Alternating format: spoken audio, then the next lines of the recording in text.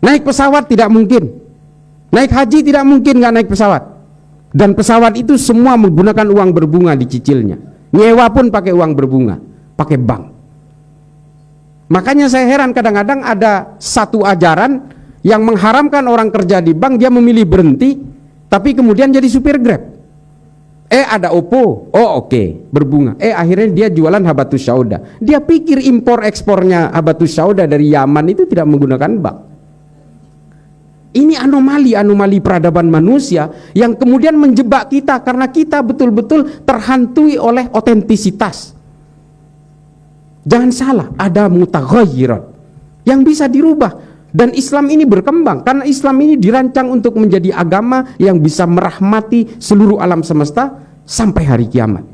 Kalau kita stagnan di abad pertengahan, sampai nggak kita ke hari kiamat menjadi rahmat? Nggak bisa. Apalagi Islam diglorifikasi sebagai bejana untuk kebencian, caci maki, kekerasan. Nggak sampai hari kiamat kita sudah tidak menjadi rahmat, dan tidak akan laku. Islam tidak mempunyai daya tariknya. Orang masuk Islam karena ingin menikahi perempuan Islam yang cantik, bukan karena ketertarikan spiritual. Nah, adik-adikku sekalian, apa yang saya sampaikan ini adalah bahwa marilah jayakan agama kita ini lewat ilmu pengetahuan. Kalau lewat jalur politik, apalagi dengan mimpi-mimpi khilafah yang didengung-dengungkan oleh Hizbut Tahrir, oleh Ikhwanul Muslimin dan sebagainya, ini pada akhirnya akan membawa dekadensi terhadap dunia Islam sendiri.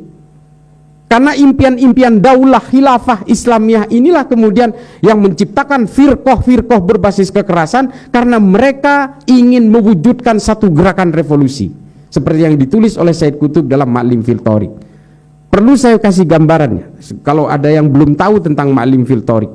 Kenapa saya kemudian sadar bahwa saya ini betul-betul dibohongi oleh Ma'lim fil Thariqnya Said Qutb? Setelah saya baca bukunya Lenin, namanya L'état et la Révolution, State of Revolution. Ternyata Said Qutb membuat Ma'lim fil Thariq itu sama persis dengan State of Revolutionnya Lenin. Cuma yang ini versi Islam, ini versi komunis. Itu aja. Kalau di dalam Lenin itu istilahnya revolusi, kalau Said Qutb mengistilahkan dengan jihad. Kalau Lenin mengistilahkan sebagai vanguardism, avant-garde, kesatuan kecil sebagai motor pemantik revolusi, kalau di dalam Ma'lim fil Thariq disebut dengan toli'ah. Protokol-protokolnya sama, tahapan-tahapan marhalahnya sama, semuanya sama. Revolusi mental dan revolusi akhlak sama, dan penguasaan negara sama, tekniknya sama.